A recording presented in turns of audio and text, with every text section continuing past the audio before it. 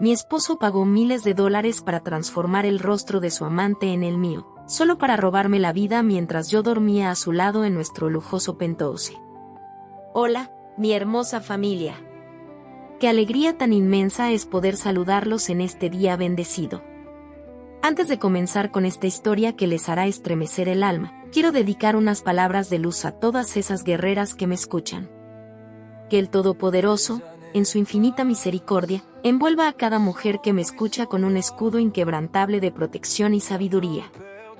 Tú, mujer valiente, que te levantas cada mañana a luchar por los tuyos, que has derramado lágrimas en silencio mientras el mundo te exige sonreír, escucha bien, no estás sola.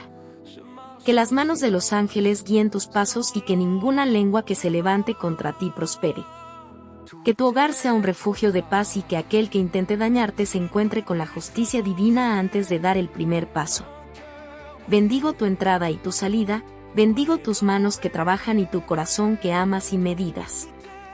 Eres una perla preciosa, un diseño único del Creador, y ninguna oscuridad es lo suficientemente fuerte para apagar la luz que llevas dentro. Que la abundancia toque a tu puerta y que la salud sea tu corona perpetua. Hoy pedimos por la justicia, por las que han sido humilladas y por las que esperan un milagro. Si crees en la justicia divina y sabes que el karma siempre llega a tiempo para poner a cada quien en su lugar, escribe amén en los comentarios y dime desde qué país nos ves, para enviarte toda mi energía positiva en este relato de superación. Lucía Fernanda Méndez siempre creyó que su vida era el reflejo de un cuento de hadas moderno, viviendo en lo más alto de la ciudad, donde las luces de los edificios parecían estrellas a sus pies. Ricardo Alberto Vizcaíno, su esposo de hace 10 años, era el hombre que muchos envidiaban, siempre impecable en sus trajes a medida, con su Rolex brillando en la muñeca izquierda y esa seguridad que solo da el dinero y el poder. Lucía lo había apoyado desde que él no era más que un joven ambicioso con un maletín lleno de sueños rotos, entregándole no solo su amor, sino también el capital que ella había recibido de sus abuelos para que él fundara su propia constructora. Durante años, Lucía se dedicó a ser el pilar silencioso, la mujer que organizaba las cenas de caridad, la que mantenía el orden en aquel inmenso penthouse decorado con mármol y obras de arte que costaban una fortuna. Ricardo le decía constantemente que ella era su reina, que todo lo que él construía era para su bienestar, pero detrás de esas palabras dulces se escondía un veneno que comenzaba a filtrarse por las paredes de su hogar. Lucía, con su sencillez característica, no necesitaba de lujos extremos para ser feliz, pero aceptaba los regalos de Ricardo como muestras de un agradecimiento que ella creía genuino. Sin embargo, la frialdad empezó a instalarse en las sábanas de seda. Ricardo llegaba cada vez más tarde, alegando reuniones de negocios que se extendían hasta la madrugada en su oficina de la zona financiera. Ella, confiada y noble, lo esperaba con una sonrisa y una cena caliente, sin imaginar que el hombre al que le había entregado su vida estaba tejiendo una telaraña de traición tan oscura que desafiaba toda lógica humana. El lujo del penthouse comenzó a sentirse como una jaula de cristal, donde el aire se volvía pesado y los silencios de Ricardo eran más ruidosos que sus palabras de antaño. Lucía Fernanda no sabía que su mayor enemigo no estaba fuera de esas puertas blindadas, sino que dormía en su misma cama, planeando cómo arrebatarle hasta la última gota de su identidad. La verdad tiene una forma curiosa de salir a la luz, a veces a través de los objetos más insignificantes que dejamos olvidados en la mesa del comedor. Era una tarde lluviosa cuando Lucía encontró el iPad compartido de la casa, ese que usualmente usaban para ver recetas o planear viajes, olvidado sobre el sofá de cuero italiano. Al encenderlo para revisar unos correos de la fundación, una notificación de una aplicación de mensajería privada quedó abierta, revelando una conversación que le heló la sangre en las venas. Ricardo no solo estaba teniendo una aventura, eso hubiera sido un dolor convencional, sino que estaba financiando algo mucho más macabro y calculado. Las fotografías en el chat mostraban a una mujer joven, cuyo rostro estaba cubierto de vendajes quirúrgicos, y los mensajes de Ricardo eran instrucciones precisas para un cirujano plástico de renombre en el extranjero. Necesito que el ángulo de la mandíbula sea idéntico al de Lucía, decía uno de los textos, acompañado de fotos detalladas del perfil de su esposa que él mismo le había tomado mientras ella dormía. Lucía sintió que el mundo se desmoronaba bajo sus pies mientras leía cómo su esposo planeaba que esta mujer, una amante oportunista, tomara su lugar legalmente una vez que él lograra incapacitarla o desaparecerla de la escena pública. Ricardo hablaba de transferencias bancarias, de firmas que debían ser clonadas y de un plan para vaciar las cuentas de herencia de Lucía que estaban protegidas por leyes de sucesión antiguas. Cada mensaje era una puñalada de frialdad. Ricardo no veía en Lucía a un ser humano, sino a un obstáculo financiero que debía ser reemplazado por una versión más joven y dócil que tuviera su misma cara. El AK temblaba en las manos de Lucía mientras las lágrimas caían sobre la pantalla de cristal, borrando las palabras de un hombre que amaba a una imagen, pero odiaba a la mujer que le dio todo. Fue en ese momento, rodeada de la opulencia de su sala, que Lucía comprendió que su matrimonio no era más que una transacción para Ricardo Alberto Vizcaíno. Esa misma noche, Ricardo llegó a casa con la arrogancia de quien se cree dueño del destino de los demás, dejando las llaves de su BMW sobre la consola de entrada con un golpe seco. Lucía lo observó desde las sombras de la cocina, tratando de controlar el temblor de sus manos y la náusea que le provocaba su presencia. Él se acercó a ella y, con una hipocresía que rayaba en lo sociopático, le dio un beso en la frente y le preguntó cómo había estado su día, mientras se servía un trago de un whisky que costaba más que el salario mensual de su empleada doméstica. Lucía lo miró a los ojos, buscando algún rastro del hombre que conoció, pero solo encontró la frialdad de un depredador que ya ha marcado a su presa. Ricardo comenzó a hablar de sus nuevos proyectos, de cómo la constructora estaba a punto de cerrar un contrato multimillonario y de cómo necesitaban que ella firmara unos documentos de actualización de patrimonio al día siguiente. Lucía sabía perfectamente que esos documentos eran la sentencia de muerte para su autonomía financiera, el paso final para que la impostora pudiera operar en su nombre.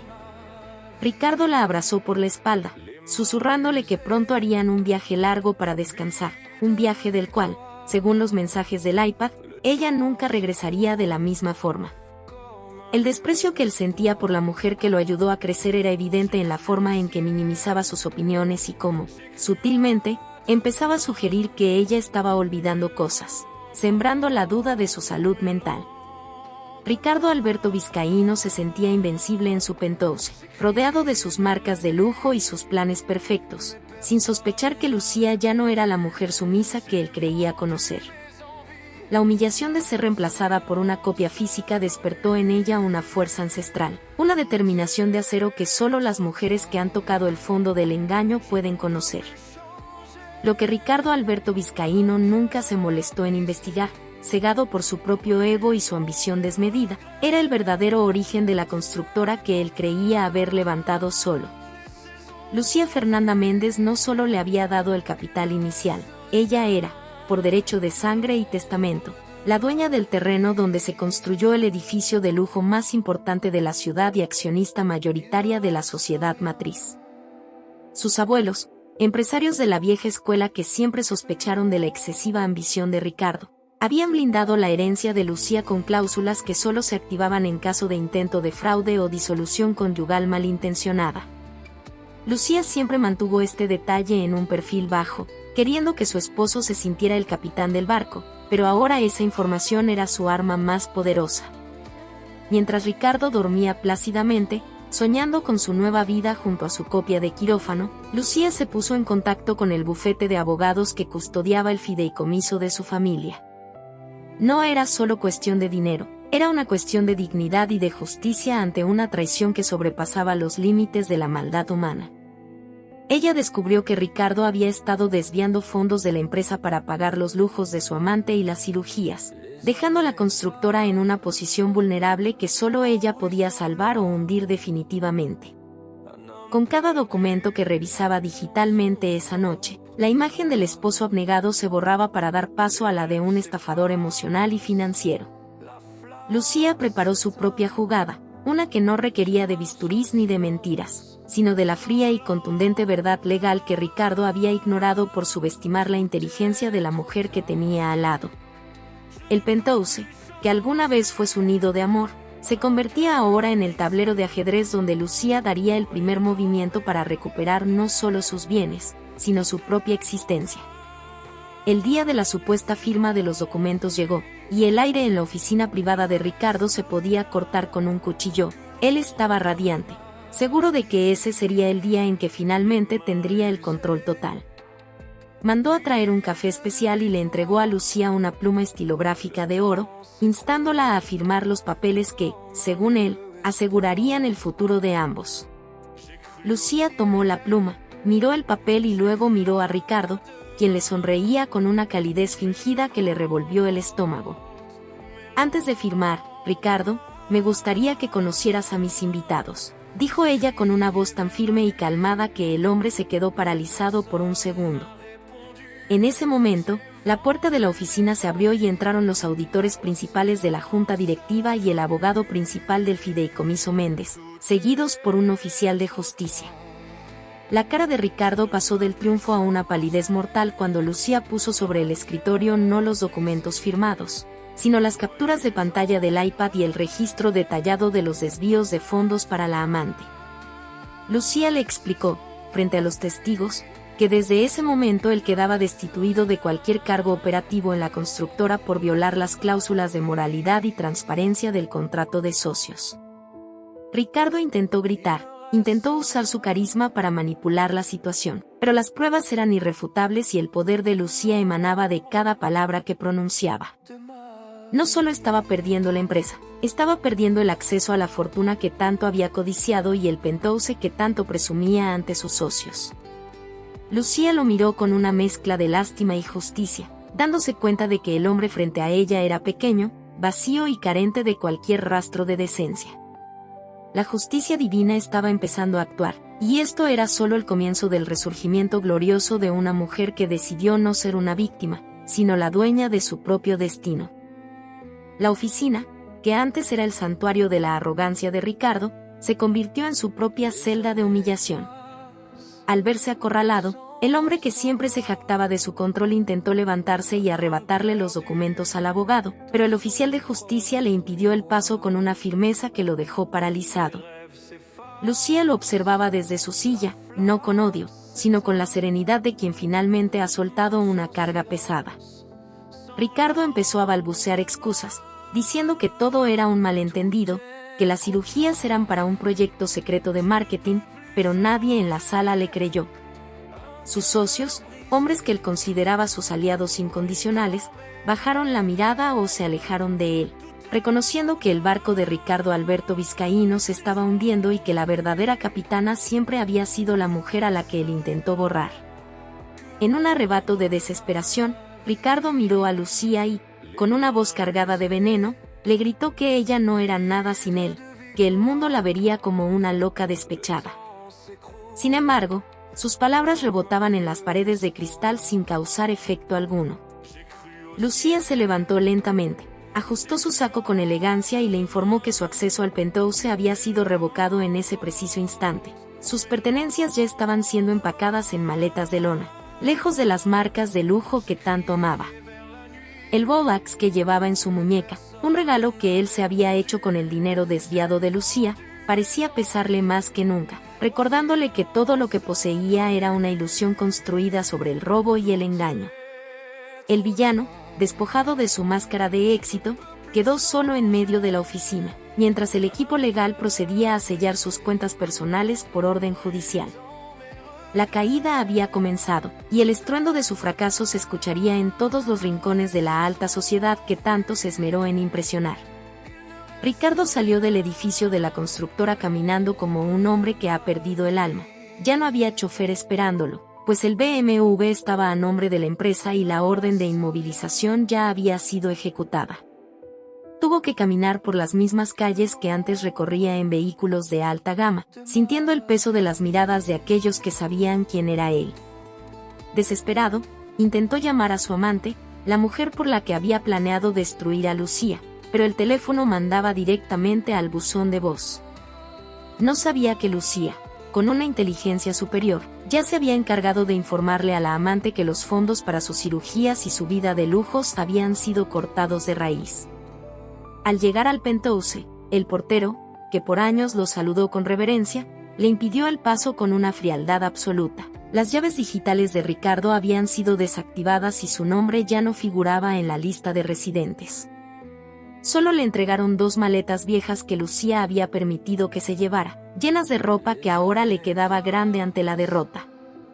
Ricardo se vio obligado a sentarse en la acera, rodeado de su equipaje, mientras veía cómo la lluvia empezaba a caer sobre sus zapatos de diseñador, ahora manchados de barro.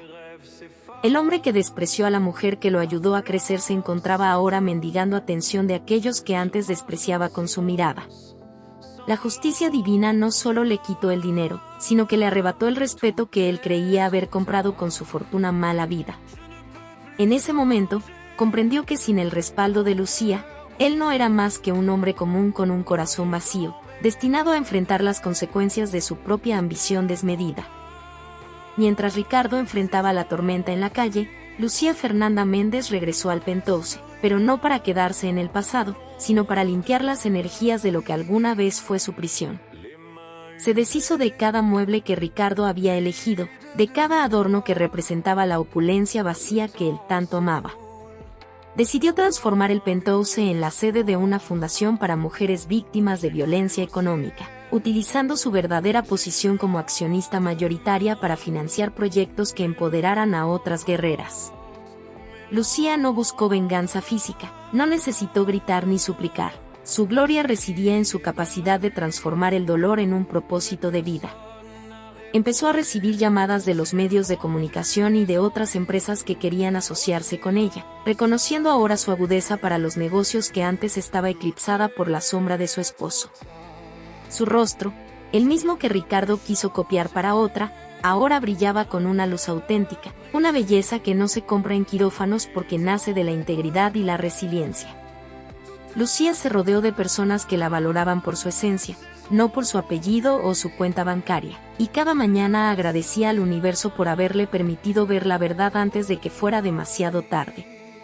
La mujer que Ricardo intentó anular se había convertido en un faro de esperanza para muchas otras que se veían reflejadas en su historia de superación. La justicia divina había operado un milagro, no solo devolviéndole lo que era suyo por derecho, sino dándole una voz que ahora resonaba con fuerza en toda la ciudad. La mujer que aceptó someterse a cirugías para usurpar la identidad de Lucía no corrió con mejor suerte que su cómplice. Al cortarse el flujo de dinero de Ricardo, el hospital extranjero donde se encontraba le dio el alta de manera prematura, dejándola con un rostro a medio sanar y una deuda médica impagable. Cuando finalmente logró regresar y encontrar a Ricardo en un pequeño departamento de alquiler que él apenas podía costear, la realidad los golpeó a ambos con una fuerza brutal. Ya no había amor, pues su relación estaba cimentada en la codicia y el engaño. Se culparon mutuamente por el fracaso, gritando insultos que resonaban en las paredes desnudas de su nueva y precaria realidad. La amante, al verse atrapada en una vida de pobreza junto a un hombre al que ya no admiraba, decidió abandonarlo, pero se dio cuenta de que su nuevo rostro, esa copia imperfecta de Lucía, era un recordatorio constante de su traición. Nadie la contrataba, nadie confiaba en ella, y terminó viviendo en la oscuridad de su propio remordimiento, dándose cuenta de que la identidad de una mujer no está en sus rasgos, sino en su historia y sus valores.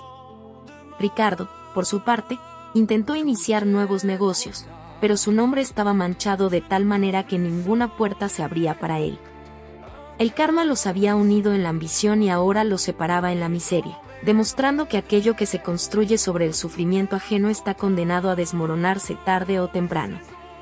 La impostora y el villano eran ahora fantasmas de lo que pudieron ser, mientras la verdadera Lucía seguía ascendiendo hacia la plenitud. Pasaron los meses y la caída de Ricardo Alberto Vizcaíno fue total. Los bancos ejecutaron las garantías sobre sus pocas propiedades restantes y terminó viviendo de la caridad de unos parientes lejanos a los que antes humillaba con su prepotencia. Se le veía caminar por las plazas, hablando solo sobre el imperio que alguna vez tuvo, mientras sus manos, antes adornadas con relojes de lujo, ahora temblaban por el estrés y la amargura. No pudo soportar ver las noticias donde Lucía era premiada como la empresaria del año, ni ver cómo el Penthouse, su mayor orgullo, era ahora un lugar de sanación para mujeres que él despreciaba. La justicia divina lo había dejado con lo único que él nunca valoró, su propia conciencia, la cual se convirtió en su peor juez y verdugo. Cada vez que pasaba frente a un escaparate de lujo, recordaba que todo eso lo tuvo y lo perdió por no saber valorar a la mujer que estuvo a su lado en las malas. La ruina financiera fue dolorosa, pero la ruina moral fue definitiva. Ricardo ya no podía mirar a nadie a los ojos, pues sabía que todos veían en él al hombre que intentó robarle la vida a su propia esposa. Se convirtió en un ejemplo viviente de lo que sucede cuando el ego y la ambición sobrepasan los límites de la humanidad. El penthouse de las mentiras se había derrumbado por completo, dejando solo escombros de lo que fue una vida basada en la apariencia, mientras la verdad se alzaba victoriosa por encima de cualquier engaño. El giro final de esta historia, Mi hermosa familia, ocurrió el día que Lucía decidió perdonar, no porque Ricardo lo mereciera, sino porque ella merecía vivir en paz. Un día, caminando por la fundación, se encontró con una carta de Ricardo pidiéndole dinero para sus medicinas. Ella, con la nobleza que siempre la caracterizó, le otorgó una pensión mínima vitalicia, pero bajo la condición de que nunca volviera a acercarse a ella ni a la empresa.